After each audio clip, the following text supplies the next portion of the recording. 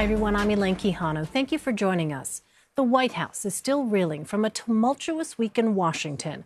The woman accusing Supreme Court nominee Brett Kavanaugh testified before the Senate Judiciary Committee that she was sexually assaulted by Kavanaugh in high school. During her emotional testimony, Dr. Christine Blasey Ford was asked if she was sure it was Kavanaugh.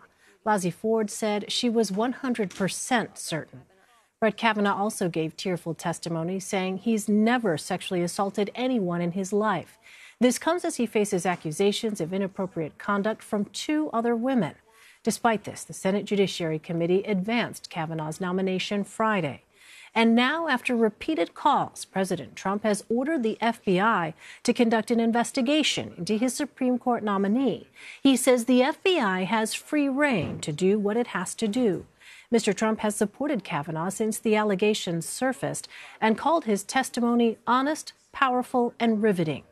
We've also learned that an attorney for Kavanaugh's second accuser, Deborah Ramirez, has confirmed she has been contacted by investigators and is cooperating. The emotional fight over the Supreme Court nomination was the main focus on the Sunday morning shows. Here's some of what you may have missed. I feel very empathetic, frankly, for victims of sexual assault and sexual harassment and rape. That I'm a victim of sexual assault. I don't expect Judge Kavanaugh or Jake Tapper or Jeff Flake or anybody to be held responsible for that. You have to be responsible for your own conduct. The White House is not micromanaging this process. This is the Senate is dictating the terms. They laid out the request, and we've opened it up. And as you heard the president say, do what you need to do. The FBI, this is what they do, and we're out of the way and letting them do exactly that. Justice system is messy, John. Things come in at the last minute all the time, before trial at the last minute. The question is not what happened in the past. We can examine that later. There may have been better ways to handle this. The question is, when you have power, what do you do with that information? Do you just sweep it under the rug and say, well, what happened in a house doesn't belong in the courthouse? No, you look at it. If it turns out that he does become Justice Kavanaugh and you're chairman of the House Judiciary Committee, would you investigate him for possible impeachment? Well, I would hope the Senate would have done its job first. If he is on the Supreme Court and the Senate hasn't investigated, then the House will have to. You'll investigate? We would have to investigate any credible allegations, certainly of perjury and other things that haven't been properly looked into before. Kevin Cirilli is chief Washington correspondent for Bloomberg. He joins me now from Washington. Kevin, President Trump said Friday the FBI investigation into Kavanaugh would be exhaustive, but at the same time, it needs to be completed within 1 week and limited in scope. What sort of limitations are being placed on the investigation? They're saying that it has to focus on those two accusers who had come forward, including Dr. Christine Blasey Ford, and the investigation reportedly already well underway. The question becomes, if the FBI were to ask for more time, quite frankly, we've seen these arbitrary timelines in place for this particular process with regards to Judge Kavanaugh's confirmation before. Think back to when the Senate Judiciary Committee was setting timelines and deadlines for whether or not Dr. Ford would actually testify, and those were moved and whatnot. So I would anticipate that should the FBI ultimately say that they would need more time for any reason, that they would be granted such time. And now I think it really comes down to whether or not key centrist Republicans and Democrats are going to ultimately review this report, see what's in the report, make a judgment based upon this report and on an assessment of how the FBI investigation was conducted, and make their votes. Kevin, do you have a sense, is there any chance this investigation could sink Kavanaugh's confirmation, or is there a sense that this is somewhat pro forma? No, I think that should the FBI, release a report that is damning information to Judge Kavanaugh, that you will see a complete senators desert his nomination. And I think you saw that as much in public comment. Senator Jeff Flake, a Republican from Arizona, just moments before he had come out to make that 1 week bipartisan deal in terms of the FBI investigation, saying in a public statement that he would support Judge Kavanaugh's confirmation. But after the compromise was made, Senator Flake said that if there was information in the FBI report that he wouldn't vote for him.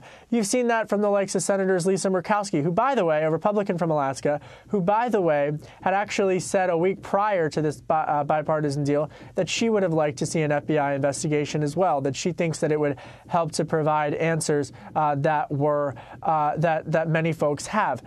So I think that it really is going to come down to what's in the report. I think Republican, Democrat, no matter where you are on this, that hearing last week, I think everyone that I've spoken to on both sides of the aisle, everyone that I've interviewed, I haven't found one person who thought that that was an adequate investigation, nor did they think it was an adequate or becoming of the Senate to have that be the process. And you just heard that from Senator Amy Klobuchar as well, who I think has also really put forth why the importance of an independent investigation is so needed. It's interesting to hear that both sides are feeling that way. So given that, Kevin, how are Democrats and Republicans trying to sort of shape the narrative surrounding this Kavanaugh confirmation?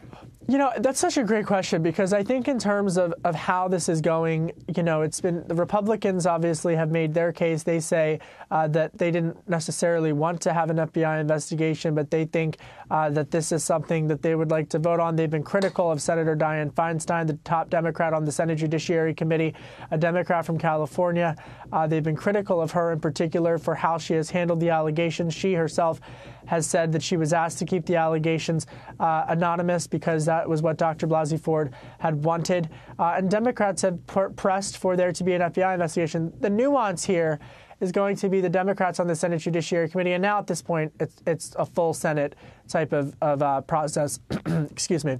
But in particular, pay attention to Senators Cory Booker, Democrat from New Jersey, Kamala Harris, Democrat from California, because you could have a situation where some Democrats are critical of the FBI investigation and others, such as Senator Chris Coons, Democrat from Delaware, who really brokered this deal with Senator Flake. They could actually, be okay with having a one-week investigation. So just honestly, though, it's all speculative at this point, and I think we're going to have to wait until that FBI investigation is complete. Kevin, let me ask you about some other congressional business. Yeah. The House of Representatives passed a tax bill Friday and sent it to the Senate. The bill would reduce individual income taxes from non-corporate businesses by 20%. It is not expected to pass the Senate. So what is the political strategy for House Republicans? Midterms. I think that the bottom line here is that this really doesn't stand a chance in the Senate. But because we're so close to the midterms, and it's going to be increasingly difficult to get any type of major legislation done in the upper chamber. But I would take a step back for a minute, because really what you're noticing here is that after a major tax overhaul, now you have a situation where the House of Representatives is sending another major tax package to the Senate. And this is something that the White House backs, by the way. But I think what you're noticing, though, is that tax reform once was a decades-long process. Now I think that Republicans are pushing, particularly Republicans in the House, are pushing to have tax reform be accomplished in much more shorter windows. And that's a new precedent that I think we could see in different majorities as well. So if Democrats were to take over one or two of the chambers, I think you could see tax reform really be something that moves forward when either party is in charge much more quickly than every 20 years. Kevin, let's take a look ahead a couple of years. Elizabeth Warren announced on Saturday that she will, quote, take a hard look at running for president after November 6th. How is the list of potential 2020 presidential challengers shaping up? Well, she's one of many, but I think that she is an important voice, because whether it's Senator Elizabeth Warren, Kirsten Gillibrand, Cory Booker, Kamala Harris, I mean, the list goes on and on. And I think it's going to be a really competitive Democratic field.